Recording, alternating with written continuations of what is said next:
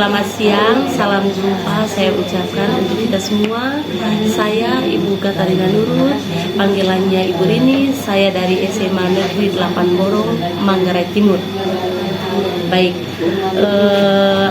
ada beberapa hal yang ingin saya sampaikan di sini. Ini terkait penguatan kompetensi penggerak komunitas belajar di sekolah penggerak dalam implementasi kurikulum merdeka jenjang SMA.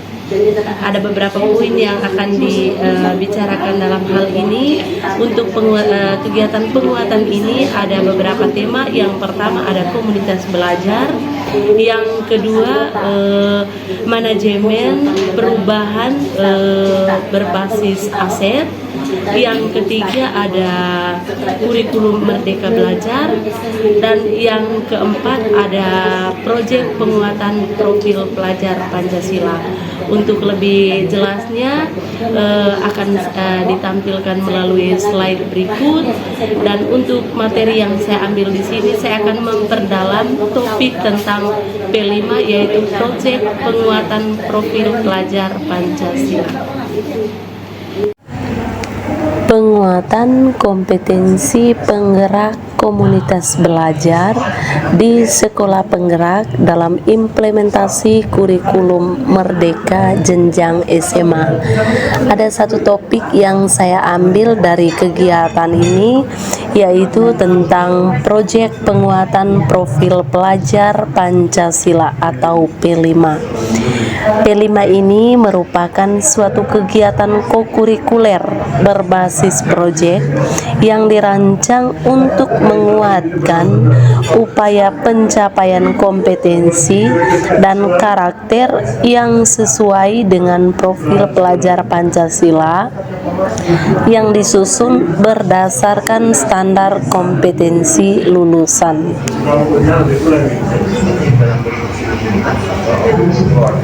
Adapun tema yang terdapat dalam P5, yang pertama yaitu gaya hidup berkelanjutan. Yang kedua ada kearifan lokal, yang ketiga ada Bhinneka Tunggal Ika, yang keempat ada bangunlah jiwa dan raganya, yang kelima suara demokrasi, yang keenam berrekayasa dan berteknologi untuk membangun NKRI, dan yang terakhir ada kewirausahaan. Jadi ada kurang lebih 7 tema dalam P5 ini. Dan untuk sekolah penggerak itu diwajibkan mengambil ataupun mengangkat 3 tema yang ada untuk satu tahun ajarannya. Setelah tema ini ada manfaat daripada P5. Ada beberapa manfaat. Yang pertama bagi satuan pendidikan, di mana manfaat dari P5 ini akan menjadikan suatu satuan pendidikan sebagai sebuah ekosistem yang terbuka untuk partisipasi dan membangun keterlibatan masyarakat, serta menjadi organisasi pembelajaran yang berkontribusi kepada lingkungan dan komunitas di sekitarnya. Itu manfaat daripada P5 untuk satuan pendidikan. Manfaat yang kedua yaitu bagi pendidik, di mana P5 ini dapat mengembangkan kompetensi sebagai pendidik yang terbuka untuk berkolaborasi dengan pendidik dari mata pelajaran lain dalam memperkaya hasil pembelajaran. Jadi di sini dalam P5 ini para pendidik diharapkan dapat melakukan kolaborasi antara sesama guru mata pelajaran itu untuk pendidiknya.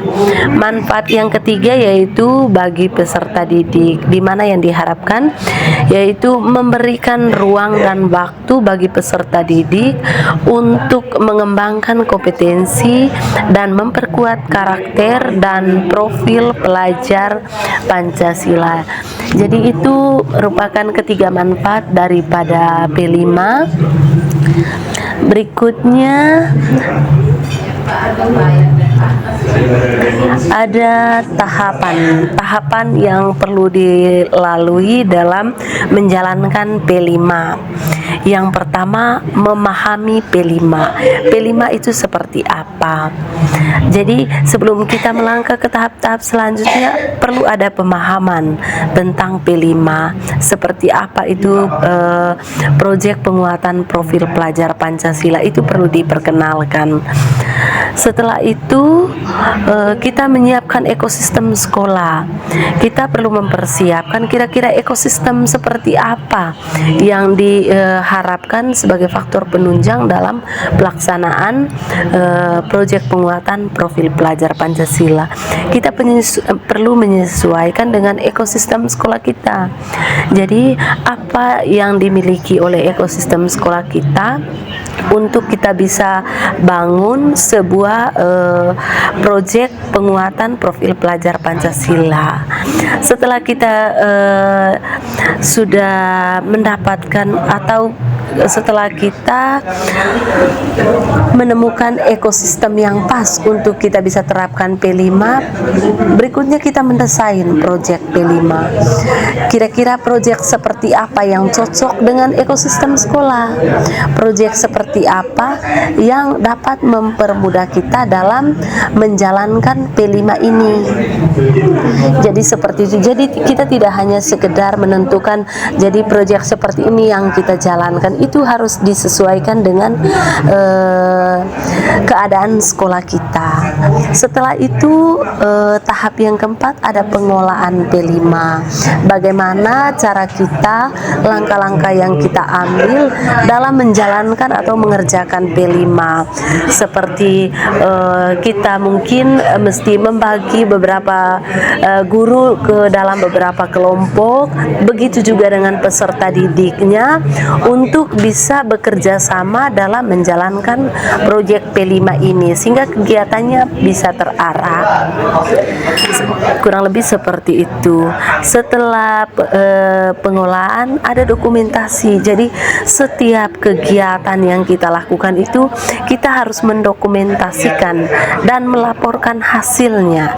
Jadi dalam pengerjaan proyek P5 kita tidak hanya mengerjakan, karena yang dibutuhkan di sini bukan hanya hasilnya, jadi lebih ditekankan pada prosesnya. Jadi itu penting untuk didokumentasikan sehingga kita pun dapat memberikan pengimbasan kepada pihak-pihak yang mungkin membutuhkan cara kita bagaimana kita menjalankan proyek P5 ini.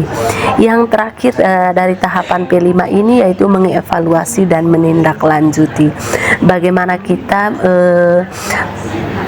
melihat hasil daripada pengerjaan proyek P5 ini dan menindaklanjuti, di mana di sini kita dapat memberikan pengimbasan kepada pihak-pihak lain yang mungkin belum menjalankan proyek seperti yang kita jalankan. Jadi seperti itu. Itu untuk tahapan dari P5. Oke. Dan untuk tema yang saya ambil dari P5 ini, kebetulan di sekolah saya sudah mengambil 3 tema yang sudah ada. Yang pertama ada kearifan lokal, di mana dalam kearifan lokal ini tema yang kami ambil yaitu menenun. Contoh kegiatan daripada tema ini menenun, tenunan adat. Ya, itu tema yang pertama yang kami ambil. Yang kedua tentang kewirausahaan.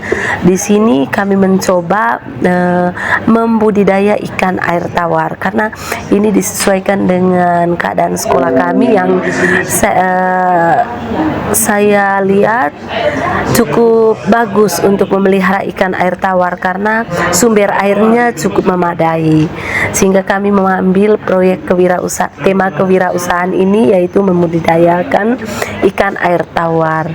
Yang ketiga, tema yang kami ambil yaitu gaya hidup berkelanjutan.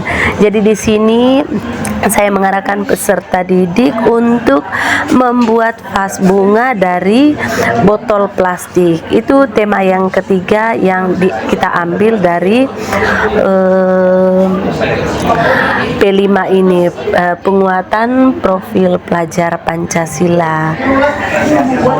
Jadi itu untuk topik yang saya ambil terkait dengan P5.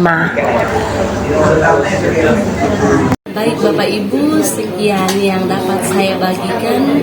Semoga apa yang barusan saya bagikan dapat bermanfaat bagi kita semua demi kemajuan kurikulum Merdeka Belajar di NTT. Semangat!